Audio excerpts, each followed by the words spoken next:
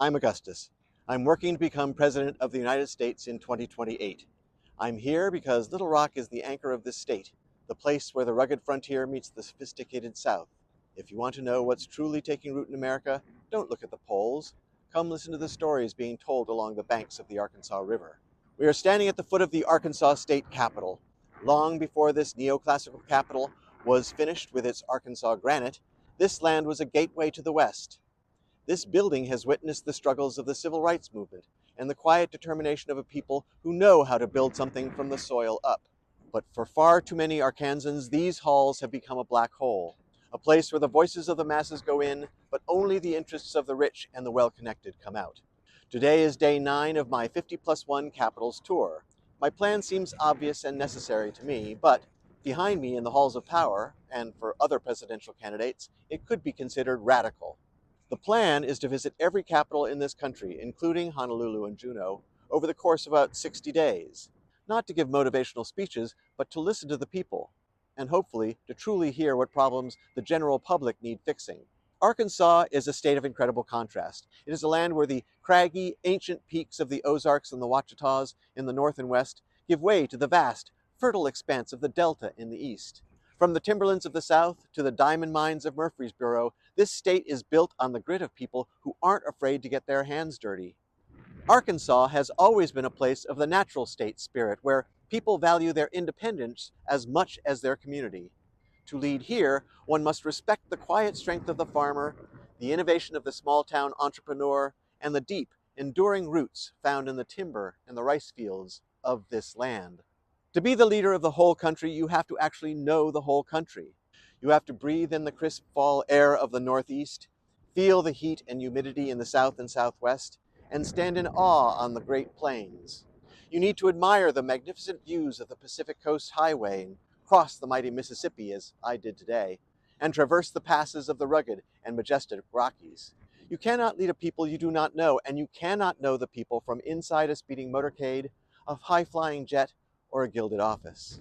Having lived in 7 states and visited all 50 states at least once before, I feel I have a glimmer of understanding of who the people of the United States truly are. But you can never stop learning. So I'm visiting each state again, and I plan to do this over and over again during the course of my campaign and during my presidential term. Now, you might be thinking, who is this guy? Why him? As I said, I'm Augustus. I was born in New York State 64 years ago. Like you, I've spent much of my life working.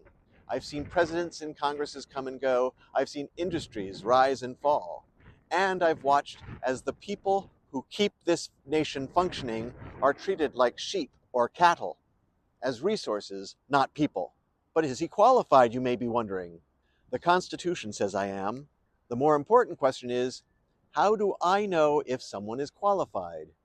For me, being qualified means that the person is working as hard as they can to help the most people in the country as possible. Think about the people who currently meet in the Arkansas General Assembly and in Washington, D.C. How many of them are qualified? How many of them are actively working to make your lives better?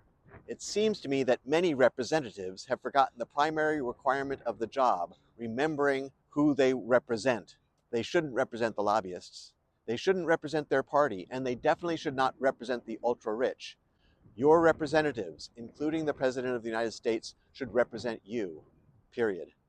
I stand for the people, not for corporations that treat their employees like line items, not for the special interests who believe that everyone else should live the way that the special interests think they should. I still believe in the America our founders envisioned, a land of opportunity and freedom, not where we find ourselves now in a land of glass ceilings and locked doors. Why consider an unconventional, unaffiliated candidate like me? Maybe it's because you're exhausted. You're sick of being forced to choose between generic candidate A and generic candidate B, two sides of the same coin, twin men and women born of different mothers. Maybe it's because you want to be able to support someone who not only sees the United States as a beacon of hope rather than a global punchline, but for someone who also has the will to push for the laws and policies that will get us shining brightly on that hill once more. The motto of Arkansas is Regnat Populus, the people rule. It's a bold, beautiful promise written right into the heart of this state. But for far too long, it feels like the people haven't been the ones ruling in these halls or the halls of the Congress and White House.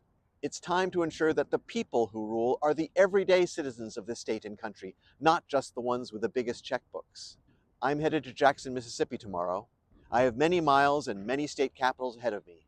If you see me on your state house steps, don't just take a picture. Come over and say hello. Tell me what's on your mind. Tell me what keeps you up at night, and tell me what you want for your children. I'm Augustus, and I'm here to listen. I'll see you on the steps where you live.